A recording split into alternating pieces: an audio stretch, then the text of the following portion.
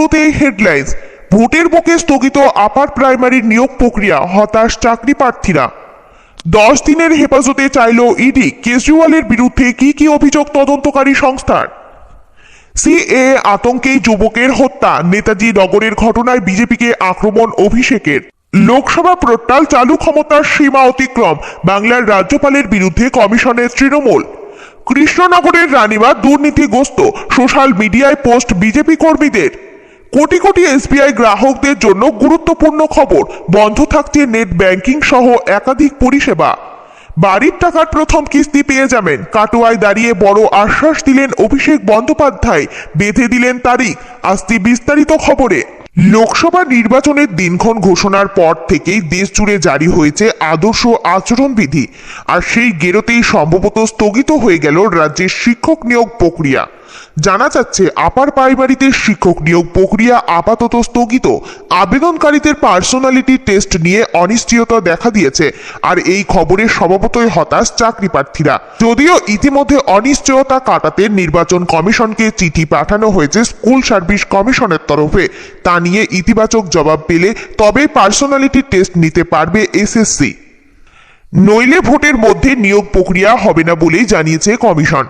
উচ্চ প্রাথমিকের নিয়োগ জট খোলার পর ধাপে ধাপে নিয়োগ প্রক্রিয়া চলছে এসএসসির তরফে। আগামী 2রা এপ্রিল আবেদনকারীদের পার্সোনালিটি টেস্ট হওয়ার কথা ছিল, কিন্তু আচমকায় তা স্থগিত হয়ে যায়।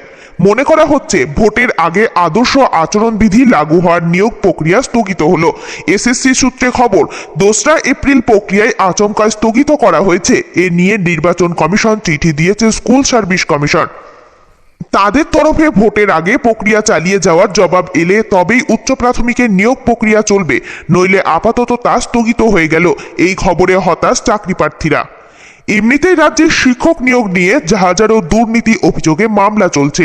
সেসব জট কাটিয়ে দীর্ঘদিন পর উচ্চ প্রাথমিক নিয়োগ প্রক্রিয়া শুরু করেছিল স্কুল সার্ভিস কমিশন, কিন্তু লোকসভা ভোটের প্রাককালে আদর্শ আচরণবিধি লাগু হওয়ায় সম্ভবত সেই প্রক্রিয়া স্থগিত হয়ে যাচ্ছে। 2রা এপ্রিলের পার্সোনালিটি টেস্ট আপাতত হচ্ছে না, তা ফের কবে নেওয়া হবে এসএসসি সূত্রে তার কোনো খবর নেই। মনে করা হচ্ছে ভোট পর্ব মিটলে ফের তা প্রক্রিয়া চালু হবে, ততদিন অপেক্ষা করতে হবে চাকরি প্রার্থীদের। আসছি পরবর্তী খবরে। আবগারি দুর্নীতি মামলায় গ্রেপ্তার অরবিন্দ কেজরিওয়াল, রাউস অ্যাভিনিউ কোর্টে স্থগিত রায়দান। অরবিন্দ কেজরিওয়ালকে 10 দিনের হেফাজতে চাই ইডি। আবগারি দুর্নীতির টাকা উদ্ধার করতে হবে, আদালতে সওয়াল ইডির। সূত্রের খবর, আদালতে ইডি দাবি করেছে আবগারি দুর্নীতির মাথা দিল্লির মুখ্যমন্ত্রী অরবিন্দ কেজরিওয়াল। ইডি সূত্রের খবর, মদের লাইসেন্স পাইয়ে দিয়ে 45 কোটি টাকা পেয়েছিল আপ সরকার। 2022 সালে গোয়া বিধানসভা ভোটে এই 45 কোটি টাকা ব্যবহার করা হয়েছিল বলেই ইডি সূত্রের দাবি। গোয়ায় আম আদমি পার্টির 40 জন প্রার্থীর মধ্যে এই টাকা পেয়েছিলেন 13 জন, ইডি সূত্রে খবর। আদালতে ইডি সওয়াল করে, আম আদমি পার্টি কোম্পানি ছাড়া আর কিছু নয়, সুতরাং কোম্পানির জন্য দায়ী আপের সবাই। ভারতের ইতিহাসে চেয়ারে থাকাকালীনই প্রথম কোনো মুখ্যমন্ত্রী গ্রেপ্তার। আদালতে সওয়াল কেজরিওয়ালের আইনজীবীর। অরবিন্দ কেজরিওয়ালকে গ্রেপ্তারির কোনো প্রয়োজন নেই, ইডি এখন বিচারক, ইডি এখন শাস্তিদানকারী। আদালতে সওয়াল কেজরিওয়ালের আইনজীবীর। আসছি পরবর্তী খবরে। সিএএর আতঙ্কে যুবকের আত্মহত্যার অভিযোগকে সামনে রেখে বিজেপির বিরুদ্ধে লাগাতার আক্রমণ চালাতে চাইছে তৃণমূল। কাটোয়া সভা থেকে শুক্রবার সেই ইঙ্গিতই দিয়ে রাখলেন তৃণমূলের সর্বভারতীয় সাধারণ সম্পাদক অভিষেক বন্দ্যোপাধ্যায়। দলীয় সভা থেকে ডায়মন্ড হারবারের সাংসদের দাবি, নেতাজি নগরের যুবকের আত্মহত্যার নেপথ্যে আছে সিএএ আতঙ্ক। তার কথায়, ভোটের আগের দিন সিএএ লাগু করেছে কেন্দ্র, নাগরিকত্ব কবে পাবেন ঠিক নেই। সিএএ নিয়ে আতঙ্ক তৈরি হয়েছে। টালিগঞ্জের নেতাজি নগরের তরতাজা যুবক কাগজ খুঁজে পাচ্ছেন না, সিএএর আতঙ্কে আত্মহত্যা করেছেন। সভা থেকে অভিষেক বলেন, দলের প্রার্থী নয়, ভোট দেবেন মমতা বন্দ্যোপাধ্যায়কে দেখেই। বিধানসভায় তৃণমূল কংগ্রেস 16 থেকে 0 সিটে জিতেছিল। এবার পূর্ব বর্ধমান জেলার মানুষ বিজেপিকে জবাব দেবে, বিজেপি গোহারা হারবে। এর পাশাপাশি এদিন প্রধানমন্ত্রী নরেন্দ্র মোদী গ্যারেন্টি থেকে শুরু করে কেন্দ্রীয় বঞ্চনার প্রসঙ্গ তুলে সরব হয়েছেন অভিষেক বন্দ্যোপাধ্যায়। তিনি বলেন, মোদী বিভাজনের গ্যারেন্টি দিয়ে থাকেন, তাই ভোটের মুখেই সিএএ কার্যকর করেছে। আমাদের গ্যারেন্টি সম্প্রীতির। এ রাজ্যে আমরা সিএএ কার্যকর করতে দেব না, এনআরসি করতে দেব না। ভোটের পরে বিজেপি নেতাদের পাওয়া যায় না, কিন্তু তৃণমূল নেতাদের পাওয়া যায়, এটা তৃণমূলের গ্যারেন্টি। অন্য একটি প্রসঙ্গে বিজেপিকে চ্যালেঞ্জ ছুড়ে দিয়ে অভিষেক বন্দ্যোপাধ্যায় বলেন, দুটো চ্যালেঞ্জ দেব। 2017 থেকে 18-তে যে আবাস যোজনার তালিকা তৈরি হয়েছে, সেই তালিকায় যদি বিজেপি দেখাতে পারে যে 10 পয়সা কেন্দ্র থেকে রাজ্য সরকারকে পাঠিয়েছে, তাহলে আমি রাজনীতি করব না। আমি চ্যালেঞ্জ করছি 8 দিন আগে বিজেপির কোনো নেতা মন্ত্রীর ক্ষমতা হয়নি সেই চ্যালেঞ্জ গ্রহণ করার। আবার চ্যালেঞ্জ করছি, যদি শ্বেতপত্র প্রকাশ করে দেখাতে পারেন, তাহলে 2021 সালের পর আবাস এবং মনরেগা প্রকল্পে কেন্দ্রীয় সরকার 10 পয়সা দিয়েছে, তাহলে আমি রাজনীতি ছেড়ে দেব। আসছি পরবর্তী খবরে। পঞ্চায়েত নির্বাচনের সময় রাজ্য জুড়ে অশান্তি এবং সাধারণ মানুষের অভিযোগ জানানোর জন্য পিস রুম চালু করেছিলেন রাজ্যপাল সিভি আনন্দ বোস। এবার লোকসভা নির্বাচনকে সামনে রেখে একই উদ্দেশ্যে নয়া উদ্যোগ লোকসভা পরিষেবা। গত রবিবারই রাজভবনের পক্ষ থেকে জানানো হয়েছে, আসন্ন লোকসভা ভোটের সময় যে কোনো নাগরিক ইমেল করে রাজ্যপালকে সরাসরি তাদের অভিযোগ জানাতে পারবেন।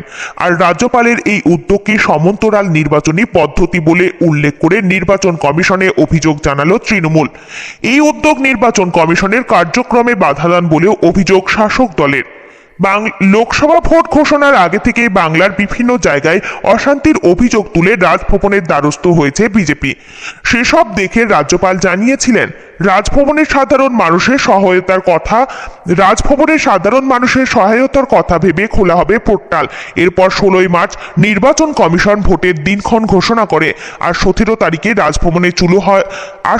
তারিখে রাজভবনে চালু হয় লোকসভা পোর্টাল। রাজ্যপাল জানান, সাধারণ মানুষ এই পোর্টাল মারফত অভিযোগ জানাতে পারবেন, তিনি খতিয়ে দেখে ব্যবস্থা নেবেন।